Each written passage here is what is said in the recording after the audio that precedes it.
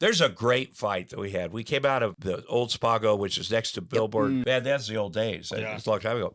And we got out there. First of all, when I look back at the video and the pictures of this, I'm like, we dressed like such white trash. There was fancy people at that Spago. This is back in the day, and we had like overalls on. I remember. So we're in the car, and a bunch of paparazzi blocked the car from going, so we couldn't. So they're just cameras right up in the thing, on the side, and then a couple of fans, kind of rough neck fans, young men, came up and they said, "Hey, we'll get him out of the way of the car, and we'll get him out of here." And then Roseanne I had Roseanne $50 to give them. She said, it was her idea, "I'll give you $50 to beat the shit out of these guys." And they did. They started wailing on these guys, paparazzi guys.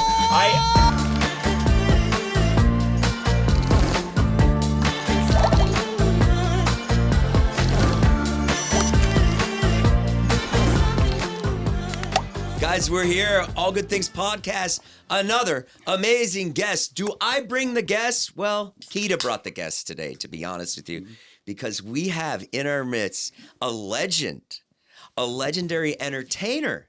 We haven't cut to him yet. Well, you probably already read the title, but it is Tom Arnold. Oh, what's happening, buddy?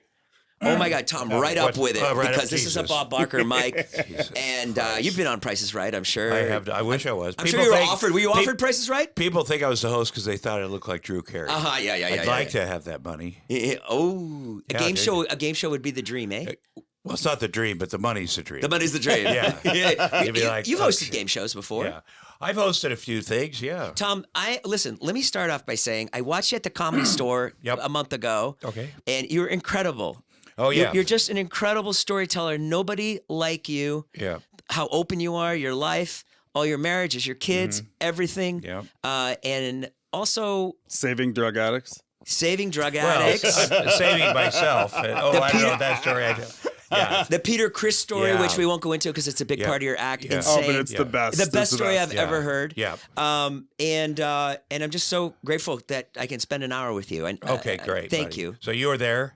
I was there. Yeah. I shook your hand after I came up. I kind of remember that. Yeah, and you were really nice. You were like, yeah. It was cool because it was like, I was like, my wife was like, "Go up and say something. You thought it was so good." I'm like, okay. Do that. I was like, "I'll go up and say something." And when I said I said it was awesome. Yeah. You responded the way I would have responded. Yeah. Do you know what I mean? Like you were so gracious. You were like, like, "Gee, thanks. Like that feels good." Yeah. Like, and then Keita afterwards, he texts me, "Hey, here's my friend.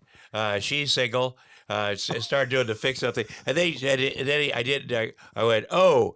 And then he has us all on the lady, me, and him. We're on a thing with a text. A little group chat with a lady? I'm going to kill her. I know where this is going. Dating? How is dating, Tom? What's that? I don't date. I haven't dated for 7 years. You haven't? No, but she seemed very nice. Yeah.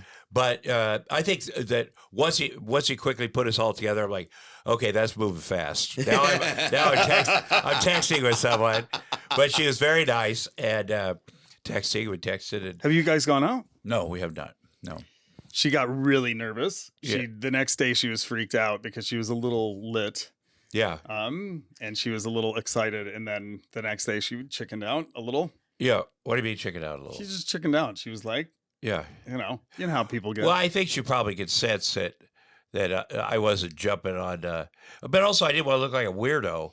So it's weird because if you're like, "Hey, let's get up," because you told me I think she has sex. That's what you told me. Yes. Yeah. Like that's. And I'm like, oh my God, don't. But well, you got 2 kids. You can't just be running out there dating. Well, I probably could. I know, but I have 4 ex-wives. So I don't because I have 4 ex-wives. Let me ask you, how do you get to 4 ex-wives? How do you get to that? Well, you get 1, then 2, then 3. Is there a fifth in the future? At some point, do you go? At this point in your life, do you go? I'm never getting married again. Well, I mean, I can't see it. I don't. Right. There's no need for it for sure. Because I have a divorce. Yeah, you do. And and it's the hardest thing I ever went through. Is it? Okay. Yeah. And do you still love her? I mean, she's the mother. No of is the answer. No is the answer. Yeah. There's no. You got it. You no, I don't still love her, but she's the mother of my kids. Yeah. And so she'll always be in my life. And I know. That's. Oh, that's horrible. No. I mean, if you had a bad relationship like I do with my kid's mother. Oh, you're that's like, an interesting take. Yeah, because, if someone is a narcissist, and she was the court, if you're in court 30 times, they're like, something's up. Let's do an evaluation. The truth, and I swear to God, the court psychologist came back and goes, well, she's not a psychopath who wants to murder you. I was like, that's good news. She goes, she's a sociopath who wants other people to murder you. A narcissistic sociopath, which is a thing. I never heard that before. Obviously, I've read a lot about it since. And I always thought, narcissist, I could be that. I do interviews in people's garages or wherever we are, and stand-up comedy. But no, it's a real thing. And, it makes it. And in real life, when you realize, I am with a narcissist, you never talk to them again. You don't let them rope you back into whatever their thing is. But sometimes it's your mother, and you're like, shit, I got a whole family that could, I'll deal with her from afar. And then sometimes you got kids with someone, but you don't have to deal with them. I don't, our situation is there's no talking to each other, just communicate on this little app. That's how I do it. She will show up at my house, but that's how I do it. And it's the best thing for the kids. Yeah. Are you good with any of the ex-wives? What's that? Are you good with any of the ex-wives? What do you mean good with? Good, like you're good with them. Like everything's cool. I wish them all well. Yeah. And I've seen a couple.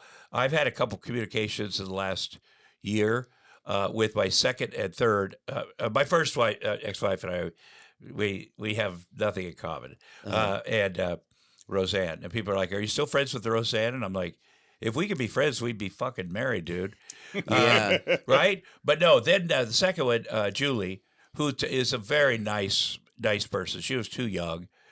She'd never lived out of her mom's house. She was a college student.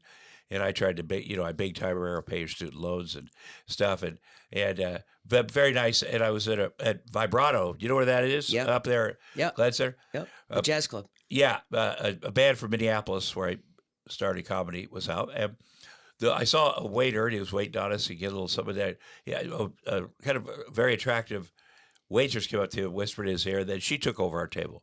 So at some point, she goes, I'm best friends with your ex-wife. Does that bother you? And I go, depending on which ex-wife. right? And she said, Julie, who is my second ex-wife. I said, oh, no. She goes, I go, how is she doing? Oh, she's doing great. She has kids like you. She's very happy. She lives in Texas, got a husband. And she's like, you want to see her social media? And I was like, I said to my assistant, Sasha, oh boy, this is going to be ugly. Because if you haven't seen somebody in 20-some years, and then you see them, 90% of the time that, stuff's gone down the tooth. But she showed it to me, and she is so beautiful and so happy. Oh, good. I mean, like, really. And I'm like, oh, my God. Then she's like, would you like to talk to her? And this is 8:30 at night here, and she lives in Texas, so that's 10:30. I go, no. And I'm in a club. No. I don't want to bother her. And but the woman talked to her, and we ended up talking for a little bit on the phone, and just a delightful That's nice. person, This is wife number 2. Yeah, and also I found out that she always was in touch with my stepmother, and they were friends on Facebook and whatever. And then she died right after that. And then she was very nice, wrote a nice thing to my family. Sure. That's a classy thing to do. I always liked her mother too, a lot. You did? Yeah, got along with her mother. And my third wife's mother and I got along very well, because we're the same age. But you do still talk to Roseanne, or you don't? I do. Why? We don't. What happened? Why didn't you get along? What? Yeah, what happened? Well, I have to say this about the third, Shelby. Okay. She's also a very nice person. And my daughter and I, Quinn, who's 8, we were over at the California Pizza Kitchen there in Brentwood, and I see an escalator come down. I see a woman coming towards us that I'm like, she kind of looks like my ex-wife. Yeah. But I once I'm out, I don't even remember what people. And she comes up and she's looking at me, gets off the escalator, and comes up and she's going to hug me. And she does that real stiff hug, like, oh boy, I got to hug this asshole. Like this. We hug. And my daughter is very, very jealous. She's very jealous of talk to women, whatever. And then I said, we showed pictures of our kids. Yeah. And it was just a very cool, good moment. So Roseanne, well, we got divorced. So that kind of, but it got too crazy. It was great. Well, we met when I was 23 and she was 30, and painful to go through a public divorce like that. Well, I had a very public breakup. And it's, of course, you were lucky you didn't have the internet then.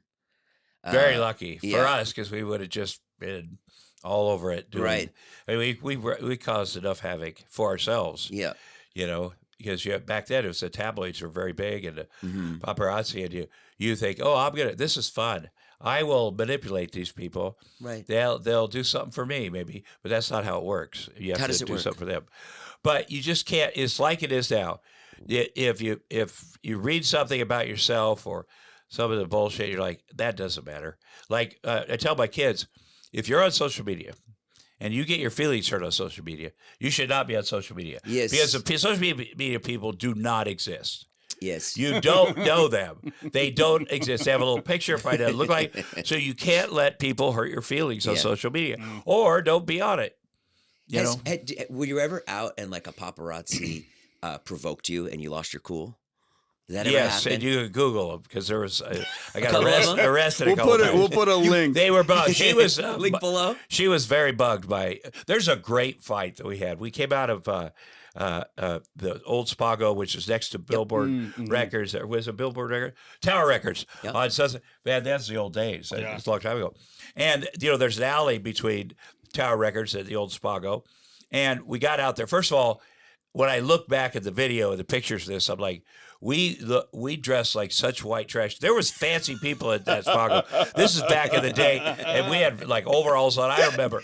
So we get our car, and we're in the car, and a bunch of paparazzi blocked the car from going, so we couldn't. So they're just cameras right up in the thing, on the side, and then a couple of fans, kind of rough neck fans, young men, came up and they said, "Hey, we'll get him out of the way of the car, and we'll get him out of here." And then Roseanne I had Roseanne $50 to give them. She said, it was her idea, "I'll give you $50 to beat the shit out of these guys." And they did. They started wailing on these guys, paparazzi guys. I was not a fan of the paparazzi guys, but you could see me have to get out of the car and save their lives. Like, it was bad. And then they sued us for millions of dollars. And what happens when you get into a fight with paparazzi is they sue you for emotional, so that they can't have sex anymore. They put that in the thing. I can no longer have sex because I'm so scared by this event. That it's like a standard thing. They'll go to a lawyer. "I'm paparazzi. I got punched. Okay, here's what you're going to sue for." Right. So that was one of a few. What do you mean you can't have sex anymore? That's one thing they claim. If people do that. They claim that they can't have sex. Yeah. My most recent ex, but the Roseanne stuff lasted a period of time. Yeah. We were together. We were married for 4.5 years, and then stuff went on. So let's say 5 years. And before we were married, there was a lot of stuff. But my most recent ex, we haven't been together in 7 years, and we're in court tomorrow. It is a constant thing. So with the Roseanne stuff, I just felt like, well, here's the deal. And we were always at the end trying to say, okay, let's be good. Let's be what they call consciously uncoupling now, I guess. And that would go for a little bit, and then the back and forth. But I have no regrets about that. I mean, it was a great thing. We loved each other's comedy and had a lot of fun. Too much fun. Did you meet at a in comedy Minneapolis? Club? Yeah, at a club? Yeah. The Comedy Gallery. Were you opening for her? Or? Yeah, well, yes. In 1983, the owner of the Comedy Gallery, Scott Hansen, who's dead, he weighs 700 pounds. Like, Scott Hansen lived a long, long time. And when us comics, because I lived in Minneapolis 5 years, to really start comedy, they had 5 clubs. Yeah. We would, he would always host the shows. First of all, he'd say, Debbie is a giant. He'd say, "Tom, my wife's here. Don't make fun of my weight." I'm like, "Oh, why would I?" And then I get up there and I grab the curtain and I go, "Scott, you forgot your pants. Get up here." And I did a whole act, and people, because he owned the club, like, it was stupid of me, a new guy, but the other comics and so I developed a lot of material for that. But he came one day and said, "I was in Denver. I saw a woman who's very, very funny. Yeah. I think you'll find her very, very funny. I'm bringing her out here so you guys can work together." And then so Roseanne came out. This is 1983. How many years ago is that? 40? Long time ago. 24. And 41 years. And we did a weekend together, and we hit it off right away. In fact, there's a woman named Liz Winstead who I know Liz Winstead. Yeah, okay. Daily Show. Yeah. She was the MC. Yep. And we didn't have a car, so Roseanne and I were like, "Hey, can we borrow your car? We want to drive to this party." And then we never came back. You can ask her. We never came back to her. I forget what happened to her car, but we were partying so hard. We're like, so. I remember when I saw Roseanne on Star Search, I was a kid, and I was just like, "Oh yes." I was like, "Damn!" I was like, "What is this?" Yeah. Like, she's a mom. All that material was about being a mom and kind of hating her life, right? Well, it was make it fun. It was what a lot of moms probably think. A lot of stay-at-home moms. Yeah. Like it's not all and that delivery. like Leave It to Beaver. And people like that. She looked like a regular person too. Yeah. She's was not a thin supermodel. Although here's a good story. Her first husband before me cheated on her. This is in her book, and he told her he came home and he was on the toilet all drunk, and she asked him why he did it. He said because you're fat, and she lost 100 fucking pounds.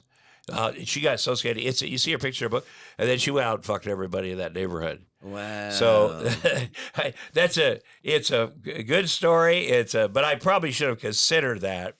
Like, you don't want to fuck up around this woman, man. She's gonna. But what was Roseanne the show like? You were around that too. That was That was a writer, massive, right? You were a writer with Norm Macdonald. And I hired Norm. I worked with Norm. Yeah. I was his assistant for you a were? couple years. Yeah. Yeah, I liked him a lot. What I would do, there was another executive producer, Jay Daniel, who knew all the old Hollywood guys. The guys that had been in the business. Well, I knew the comedians, and my roommates from Minneapolis, and Norm and Drake Sather, and Drake Sather, yeah, so and funny. all these guys, and I knew they were very funny, and they all had their points of view in their act.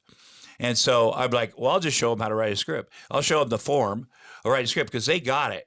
You can't teach these other guys that know how to write a script, what act, this, if they're not funny, they're not funny. Norm told me once, I remember he was talking about Roseanne, the writer's room. He goes, yeah, we used to just send the bad people home. That's what you do. He goes, we would send the bad people home and then write the script so they wouldn't be in the way. Well, there's a lot of that. You see people's names on scripts, and the deal is that we had was every writer gets 2 scripts for the year, so which is hard sometimes because we had so many writers. But we were doing 25 episodes a year, and everybody got at least 1. Yeah, and my friends got 2. That's the only thing because I remember Chuck Lorre was the executive producer. He'd come in, and Joel Madison told me.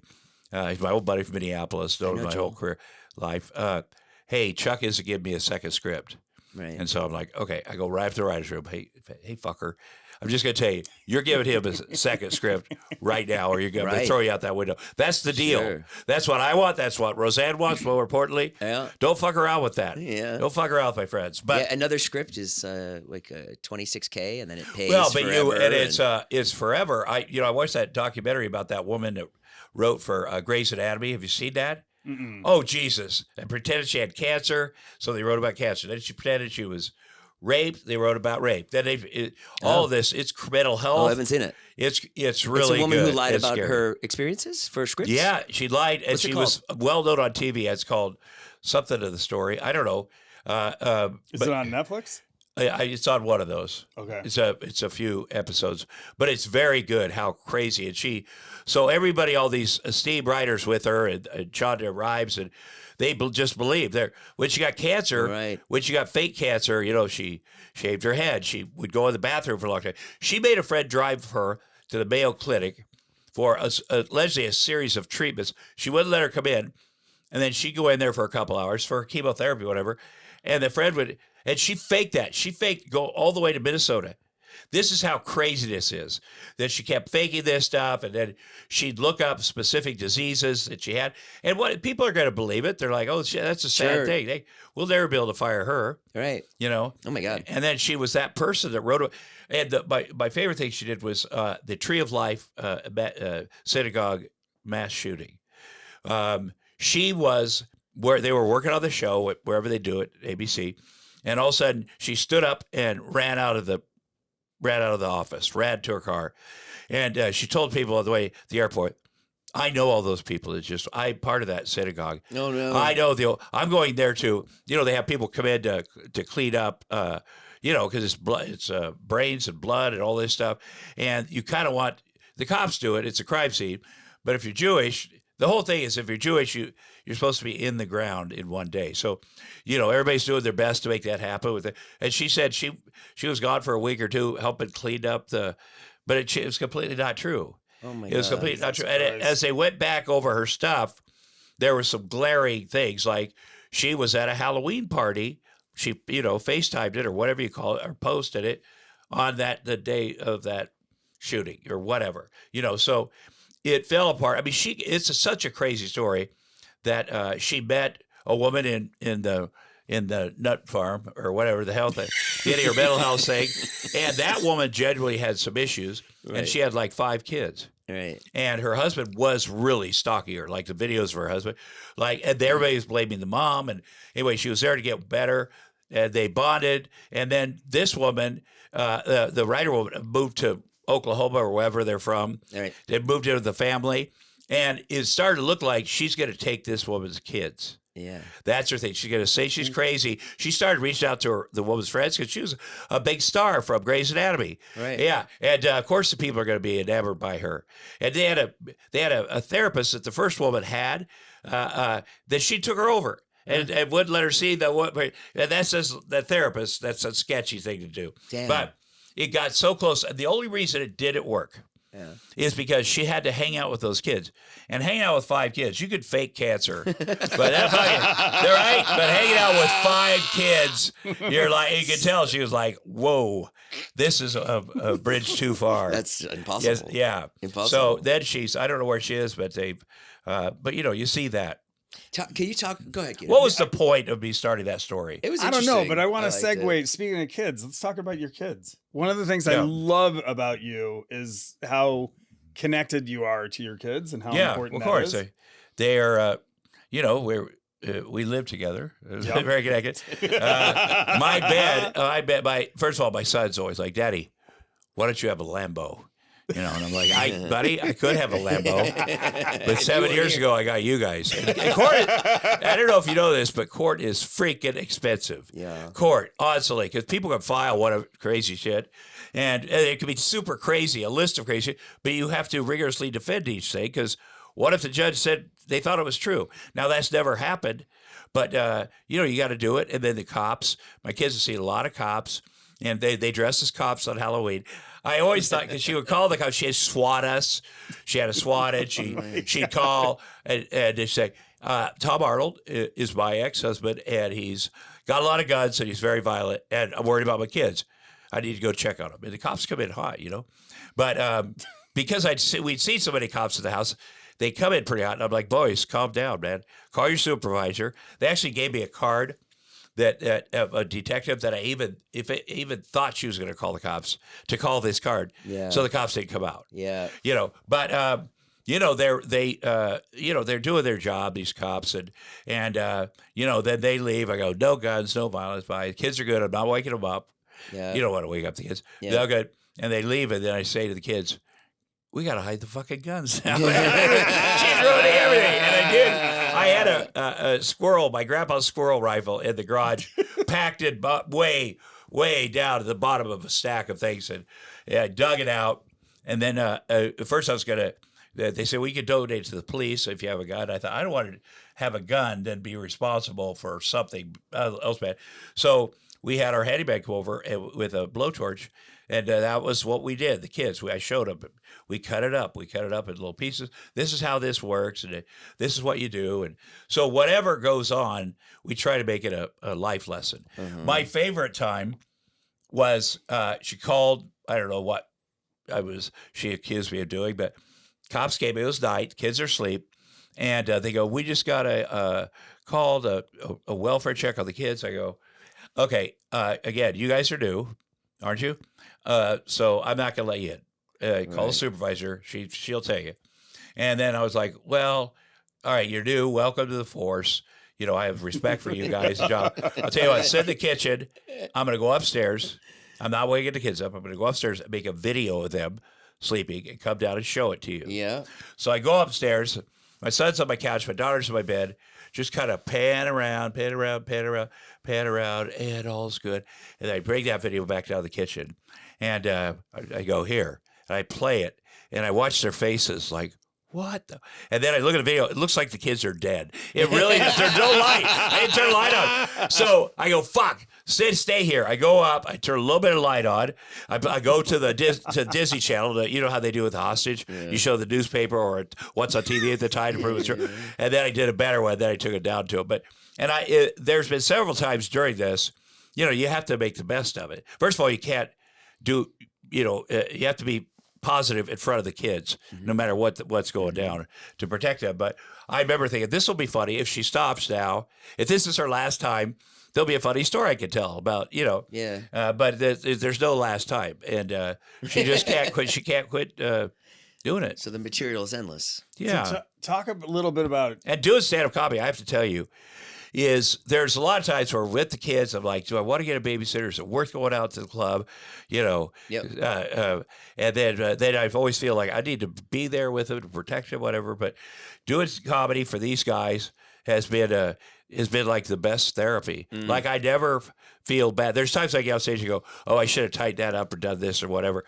But I feel like, first of all, I'm around a bunch of adults, which if you're a single dad and you're 65 and a half, we celebrate half birthdays, and around the kids, and I work at their school and do all this stuff and coach football and rehearse my daughter's play and all this stuff. You're around a lot of kids, which are great. But then to be in a place where there's adults who came to this place for comedy, who paid and came, and they just want to laugh, and I just want to tell stories, and it just feels very good. When I first started talking about this situation with the cops and whatever, it was hard. People were a little like, you got to figure out a way to make it funny. And what happened is my friends my age who are dads, first of all, their kids are like 40, number one. So they don't, people have no, but they call me up and go, hey, how's it going with the ex? I go, oh, yeah, she had the cops come up here. She did this. They had to take her out of the house in front of the kids and whatever. They go, whoa.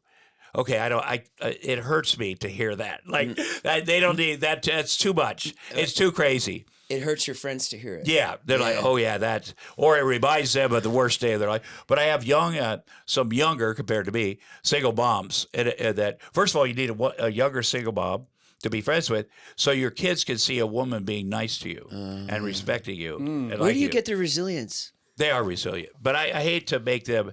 I hate to put them through this. And all the therapists said, they'll, first of all, what happens in these situations, a lot of times the guy or the woman who's ever on the end getting the shit, they give up. It's too much. They can't afford to go to court. They can't afford. It's so much trauma. And they say, well, when the kids are older, they'll know, and then they'll come back. Mm-hmm. And I've seen people successfully do it that way. But I'm 65 and there's no getting older. I'll be dead, 100%. So every day, you're in it. I'm grateful for every day. It's maybe a better parent because I don't make any assumptions. I don't take anything for granted. Today might be the day. Right. So that's why I never let the kids and I end in a bad way in a day. We don't. People always talk about not going to bed angry or whatever.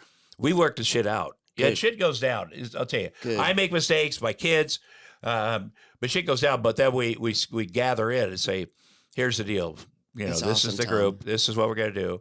And so it's good. It's almost like the kids. They that's where you get it from. That's where you draw your strength from. Yeah, right? You get a lot of self-esteem. You didn't have that for your whole life, right? That must have been a big change. I worked on the kill floor of a meatpacking plant for 3 years after high school. Yeah. Because I needed to save money to get to the University of Iowa because they had a stage. Because I was going to be a comedian. Yeah. And I was going to be a comedian because when I was 4 or 5, we had a single dad too, except he was 22. I was 4. My sister was 3. My brother was 1. He married, my mom and he got married. He was 18, she was 16, then just started having kids. And then she's like, I'm out. Like, she was very honest. I'm not maternal. I'm out. And then she moved. Your mom left at a young age. And which is...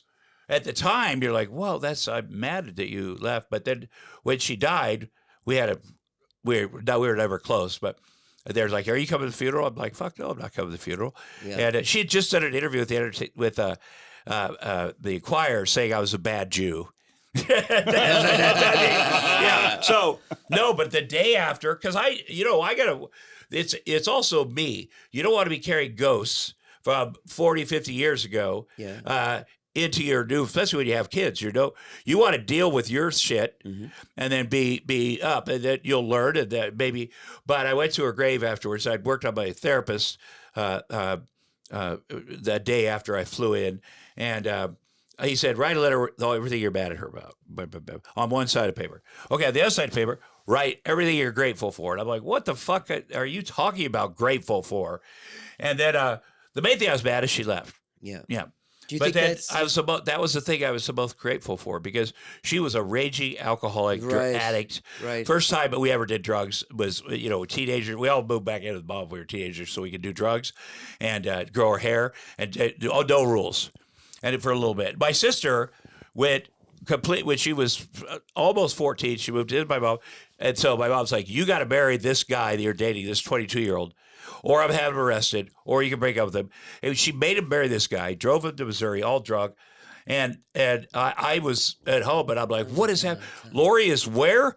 And I called my dad. We got to get him on the highway to stop them. They're going Linda, that's her name. She's taking Lori to Missouri to get married. Like, my sister had a great life. She was a great athlete, #1 student, everything. Moved in with my mom, who she kind of, my dad's one mistake was, when mom would go over to the house and do crazy shit and drunk and fall into Christmas trees, my dad would always just laugh.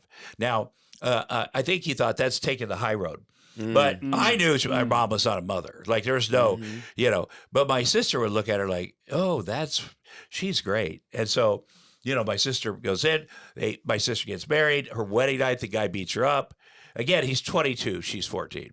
And he was dating a 12-year-old also. And you can see all this. There's a documentary series about my sister called The Queen of Meth. So that's kind of... and what happened? Your sister became the Queen of Meth? She became the biggest drug dealer in America. Wow. Because she was like, she married this biker guy, married Floyd, who was a very tough guy. And he tried to kill... The funny thing is, because Vietnam... get all crazy, get his gun out, start shooting him. She was holding their baby, and he was firing at her. They arrested him for attempted murder, and she bailed him out. He gave him a big kiss. That's how. So it wasn't all his. Did she go to jail? She went to prison for 20 years. 20 2 10-year years? terms, federal prison. Holy Yeah. shit. Oh, my God. But let me say about my dad. The only time we ever heard Dad laugh was when there was a Bob Hope special on. Bob Hope was a comedian in the 60s and early 70s. He'd go around to Vietnam or Korea or whatever and entertain the troops. They had pretty women with him, a little double entendre stuff and that kind of humor. And my dad loved him. So I'm like, whatever that guy does, I'm going to do. So one of the first things I did here, probably 1989, was a Bob Hope special. And Bob Hope called my dad, and then he wrote all this stuff in all his books and sent him all this stuff. And the magic of the business we're in is that my dad, on the same TV in the same living room, he used to watch Bob Hope when I was very young. Yeah. He's now watching Bob Hope next to his son. Yeah. Grown son. So that's incredible. Like crazy. Yeah. So I just assumed I would be famous and I would be on TV, and nobody in Tom, Iowa. I mean, they worked in their farmers, so Right. And it seems a little crazy now that I think about it. But and my thing was, if I get on TV once, everyone in Tom, Iowa will love me. That's not true. Right. But no, I just stayed at it, worked, and I wanted it so bad to be a comedian and work and sleep on people's couches and work for nothing or $10. You just have to really love it that much because it's bullshit life. Let me tell you. But if you love it, it's the best. It's like anything, acting, whatever. There's a lot of downside to acting. There's rejection. There's this, there's that. But if you say, no, I love it. I love the whole process all the way through, getting better, learning stuff. I network with a group of people. Just those stories that you just told about, the Bob Hope story and the one about, how your mom was, it completely created you as a person. And I'm sure you've discussed this in therapy. I mean, wanting to be on Bob Hope, that was the only time you saw your dad happy. That's the only time we really heard him laugh. And also having 4 marriages in some way. Maybe you were chasing your mother. Well, she had 7. She so hits I'm heaven. I'm halfway in between. Yeah, I did think of that. Like, I want to be like Dad. I want to be. He's solid. Right. After she left, he married the next door neighbor. First of all, he tried dating, and we really felt sorry for him as kids, because it's hard to get dates when you're 20 something and you have 3 little kids. I'm just saying. Yeah. And he'd go out, he'd get excited, and it wouldn't work out. And then, our next door neighbor, this woman moved in next door, and she had 2 little kids. She's divorced, and she was she was different. She was not a big fan of mine, I'll tell you. And but Dad sat us down and said, "Would you mind if I married Ruth?" And we're like, "Okay." He's asking us, we're little kids. I was about 10, but my sister's 8, my brother was 6, and he generally asked permission. Yeah. And we're like, "What are we gonna do, man? The guy's got to he's got to get laid, man." But and then kind of stuff went for me with her. By the time I was 11, I lived with my grandparents. You did. So yeah, I was the oldest of all these kids. They had a couple more, and she was not. She's had a different culture. Your stepmom. Pretty violent, punitive, and that's how she'd grown up. And she's like, "I'm going to break this kid," meaning me. And so yeah, from that on, it was be in and out of the house, whatever. But it was good. My dad was happy pretty much. Although on his deathbed, he apologized to me in front of everybody for what she's sitting right there. I should not have let her done all that stuff. It was pretty great. Literally on his deathbed. No way. I made so many mistakes, he said. I mean, my heart was breaking for him. He was amazing. He wasn't a crazy alcoholic. He spent, his life raising these kids. And his brother, my uncle, had a huge career. My dad was on his way to a huge career. He's going to be an engineer. And when my mom says she's pregnant, okay, well, that's over. But eventually he clawed his way back, got his engineering degree or whatever. But my uncle was just hugely successful. And he was also my godfather, which is good. But, he said, "This is what you do." And he always did the right thing. He's always honest. And it wasn't a question of, well, I could go run around and do this thing, or I could take care of my kids. And there was no, There's no choice there. never, and it never seemed like it was a huge pain in his ass. And, he could do, and I realize that, which I know now, fathers can do everything. There is nothing, sometimes people say, well, mothers have to do this, and fathers say, no, that's bullshit. My daughter, she does everything my son does, and then she does a lot of girl stuff. We do, but she's like, I challenge him. I want to. So you don't, and you start from the first diaper. You got to do everything.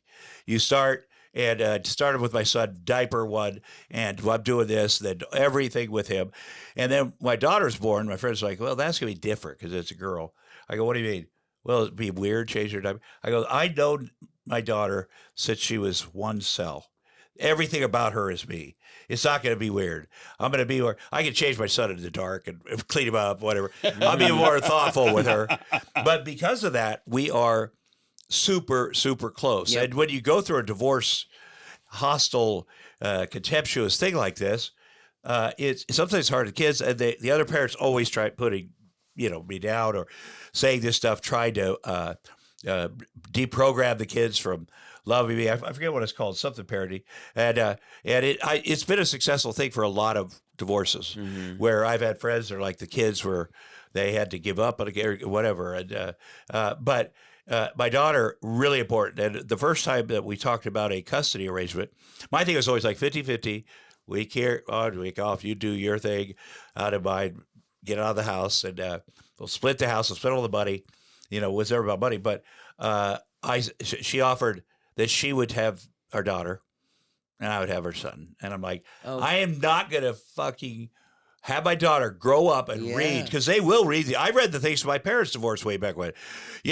They will, that her dad, even for a month, said that's okay. Right. So I've never done that. And I've also, because my daughter is obviously the favorite of her mother. She's the only one she kidnaps from the house. I have to say that. That's it. Yeah. He said it's only like, what the fuck? He doesn't care. But and then I said, I need a little more custody with my daughter.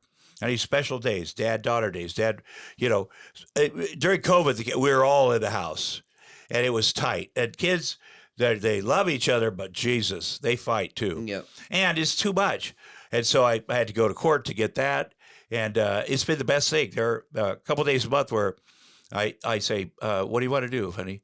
And she'll, whatever she says, go to the pier, go to Disneyland, go to Arnold Schwarzenegger's house. That's what she did last time. Yeah. And I'm like, okay, because the way I think is, I don't want to go to the fucking pier. I've been to the pier so much. It's raining, whatever. I don't want to ride the roller coaster, but I just say yes. Yeah. And then used to, when we did our days, her mom be like, because the idea too is our son would stay with the mom and bond with her. And then she's like, Jax feels bad that he's not going. I feel bad he's not going.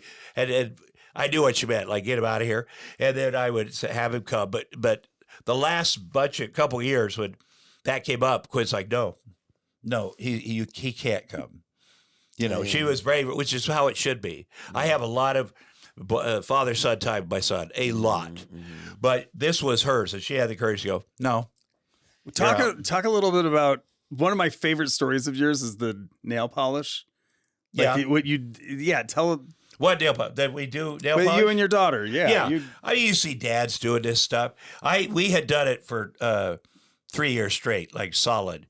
And you have a really funny bit about it. Tell me. You have a really funny bit. It's the one where you put the nail polish on. I've only heard it once. She put the nail polish on, and then you left the house and didn't realize. Oh, that happens all the time. Or I went to Santa Claus. I put these bright nails. She picks the colors, and then she does it. And then one of them was gels. We went to a place, and I didn't know what gels were, but they're stay on there for a long time. Yeah. And Quinn told the woman, here's what you do. Here's what Daddy wants to give this. And they were hard to get up, but they're also expensive. So I thought, I don't want to waste them. But many times I'd go down to the Improv or Comedy Store or whatever, and before I get up on stage, I go, I need to acknowledge this bright pink or bright blue. Actually, that's what it was. That's what it was. When you're older, you forget shit. Yeah. And I'd be going on for a little bit, and I'd look down, oh shit, because you don't want to do anything to distract the audience. Yeah. But I'd forget to tell them, and then I go, oh shit, I forgot to tell you about these.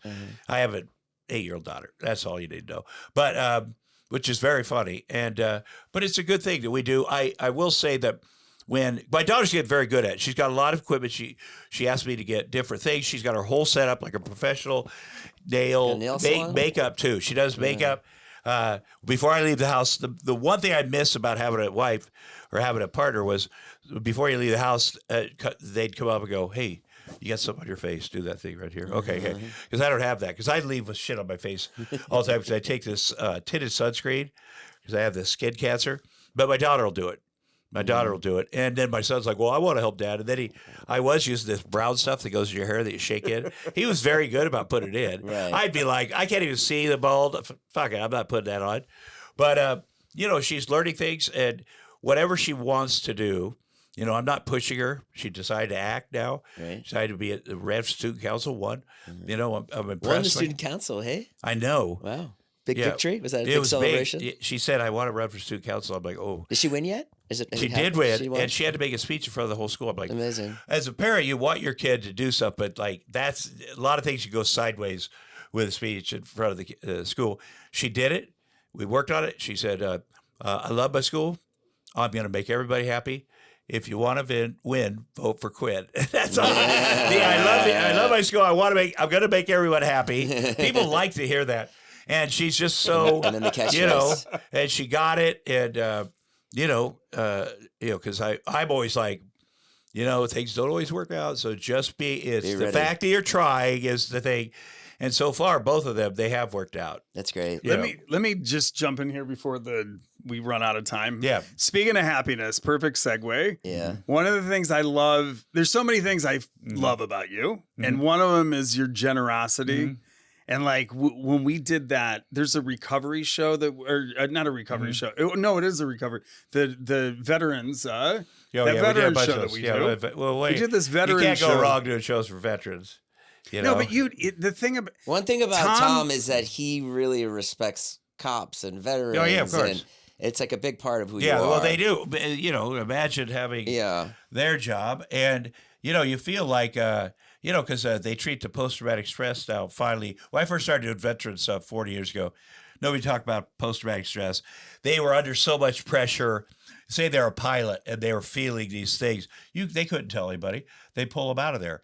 And now, they have programs. The program over here at the VA, they got a pretty good program. I have to tell you, the people that are working there, the people that work with guys, it's not just, you stop drinking, then we'll do, like they get inside about what is the point of, what was really going on? Why were you doing this? And do you have a mental illness?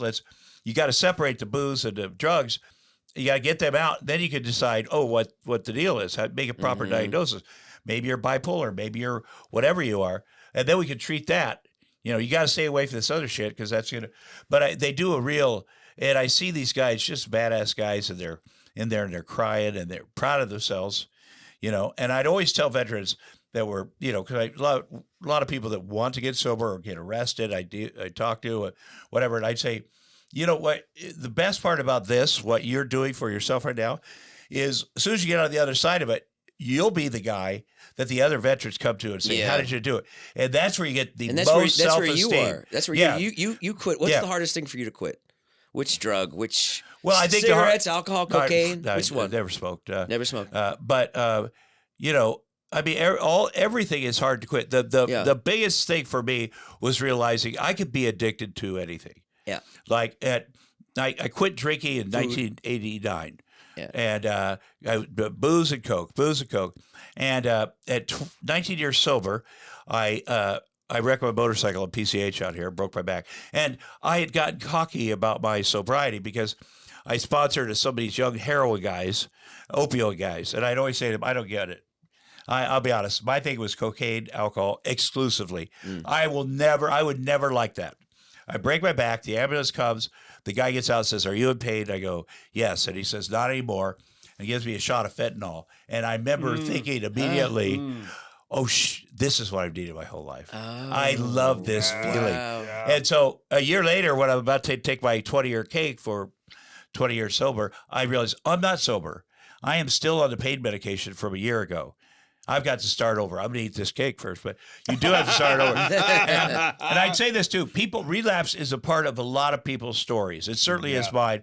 And there's no judgment. And people that judge you and put you down and, they get them out of your life. Because you put yourself down. We put ourselves down. This voice is the one you got to worry about. These people that are, they don't get addiction. They don't get whatever. And how are you doing with it now? I'm doing very well. Yeah, you're good. You don't get cravings or anything like that. It's been a long time. I haven't. This way, of all the things, booze was the easiest to not. We have a bar. I think because I actually stopped drinking booze before I got sober because it was fucking up my cocaine.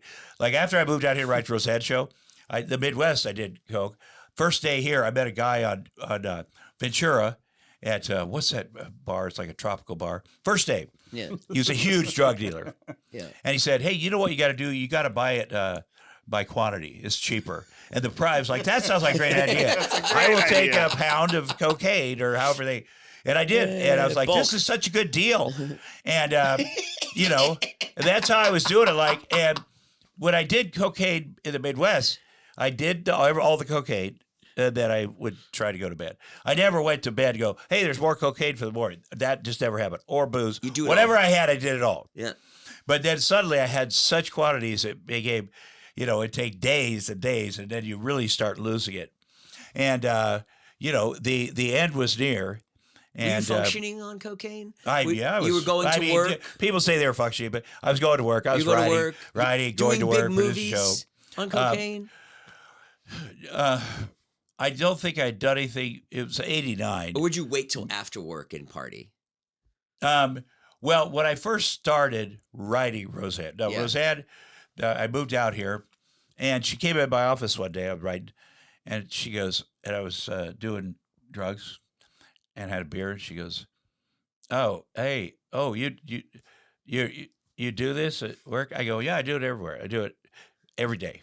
Wow. She goes, "Oh, that's not good." I go, "Isn't it?" No. She was like, "I only thought you did it when we went on the road." Yeah. And we all did it. I go, "No, it's an everyday thing." Oh, yeah. And she's like, "That's bad." And then I immediately thought, now I have to hide it from her. And I think we were living together at the time. I'm like, okay. I didn't think, I got to quit. I went, now I got to hide it. Hiding. Yeah. And that hiding and lying and, it's awful. It's awful to be with someone that does it. It's awful to be the person. So the last day in December of 1989, December 10th, I was driving up Benedict Canyon. We lived up Benedict Canyon. I went to our house. There's a code to get in the gate. I couldn't remember the code. And I was like, fuck. So I drive up to Mulholland. Cell service is shit. It still is. And I know, shit, I'm going to have to call Roseanne. She's going to be so pissed, you know. And but I call and say, I can't get in the gate. And then we had a long driveway up. And I see her car coming down the driveway to the gate. And then the gate opens, and then she gets out of the car, and I know what she's going to do. She's going to fucking punch me. She's going to punch me, and I deserve it. I am just ready for that, you know. And she comes up and hugs me and said, I just want you to come home. And, you know, they talk about moments of clarity where, wow, that broke through all my bullshit, you know, for a moment. And then I snuck back to the tennis court and did the rest of my blow, which you had been. But the next day I called a cab. I called a cab and went to rehab. And how's rehab? What's that like? It was you go to like Passages. I enjoyed. Or Well, it was New Beginnings in Century City, the hospital. Yeah, I enjoyed it. You know, right away, a guy said, "You don't have to believe in God." Like a lot of people that are trying to get sober, they're like, "Yeah, I don't go for this God thing. It's a cult." You don't have to. Nobody's making you believe in it, but just to believe, it could be that doorknob. The guy said, just something that's, you know, or maybe whoever the trees. Did you create those? No, there's something greater out there. Whatever. So it was a great experience. I still see my original counselor at a meeting in the valley. Yeah. You know, but a lot of people fall through. You step over a lot of dead bodies if you stay sober a long time. Before you have to go, I want to ask you just about your amazing run in Hollywood, doing like big films in the 80s, True Lies, working with James Cameron, Arnold, who sounds like you're still friends with. I see him next. We're giving out 2,500 turkeys. You guys have different political views? You no, and Arnold? not this. You know, he's a Republican. It was so fun when he was governor. I'm a Democrat for sure. Yeah. But he's a guy that wants to work with everybody. Yeah. And I think that Trump, you know, because first he's like, Tom, you're so crazy about Trump. You're doing all this stuff about Trump. He goes, to stick to issues like gerrymandering or the environment or whatever. And then he started watching. The more he got to realize who Trump was, he started making crazy videos about Trump. You know, he turned it. You know, we both want things to be better and people to be kind and the world to survive when we move on. You know, he's big on service, and we got the After School All Stars done for 30 years, and we just had our big fundraiser at his house and made $10 million. That's for kids that inner city kids that need, you know, after school programs. And they've helped millions of people. And then the turkey giveaway, we done it every Thanksgiving down at South Central. It's great. And then the best thing to me is the 10,000 gifts we give away right before Christmas. Miracle on First Street, it's called, at the Hollenbeck police station. Is that your favorite thing about Arnold? Well, there's a lot of things. He's funny. Yeah. You know, he's loyal as shit. Yeah. I mean, sometimes I'm like, I can't believe this guy incredible cares story. about me. He knows so many people, and yet I am such an important part of his life. That's such an honor. Isn't that amazing? Especially for a guy that used to work at a meat packing plant. And Arnold started bodybuilding then. I don't know if I watched the whole doc. I know this whole story. Yeah. So he incredible. It's incredible. But there was a lot of people. It's incredible. He came to LA. Yeah. Bodybuilder. He was a bodybuilder, and then he's like, "I'm going to be a movie star." Yep. And they were like, "No, you can't. You have an accent. Blah blah blah blah blah." So he goes and he like starts buying houses so he can subsist. Building houses. Yeah, him and Franco Colombo, who they were friends till the day Franco died, best friends. Yeah. Franco was great. And then eventually they started doing that thing Conan and save money. And then eventually he's buying like streets in Denver. Yeah. Like he's very, very Columbus, wealthy. Ohio. He's super, Columbus, yeah. But he's super, super successful, wealthy. Loyal. You know, Amazing. and very loyal. And and again, when I worked on the kill floor at the meatpacking plant, I was chiseling heads, and Morgan Mindy was on it, and Robin Williams, and I daydreamed we were best friends. And then I got home that night, like, that's crazy. That's such a disappointing daydream. I'll never meet him. I live in Tubman, Iowa. 10 years later, I'm in Robin Williams' house. We're getting ready to start this movie 9 months. And, unbelievable. What was Robin Williams like? Yeah, the best. The best. Everything good you've ever heard about Robin Williams is true and more. And he was part of we had things in common. Let's put it that way. Yep. And if I called him at 4 a.m. and said, so-and-so's in trouble, he'd be like, let's go get him, whether he knew him or not. And he genuinely was. I mean, he struggled with some shit. Yeah. He struggled. But, you know, when he died, he had like 3 things. Because you're an addict, you're an alcoholic, you got Parkinson's, and this brain fucking thing where your hard drive is messed up.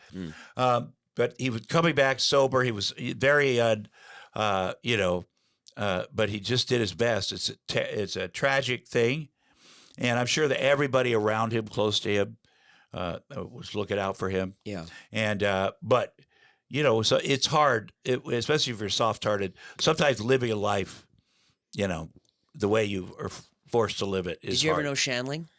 I did know Shandling. I did a show. He is like one of my absolute heroes and brilliant guy, eh? Yeah. Yeah. Kind of a weirdo, but yeah. that's funny. Yeah. Sharon Stone, my buddy, dated him. That was very funny to me. We're at 11:30. Okay, let's go. Let's go. Gotta go, guys.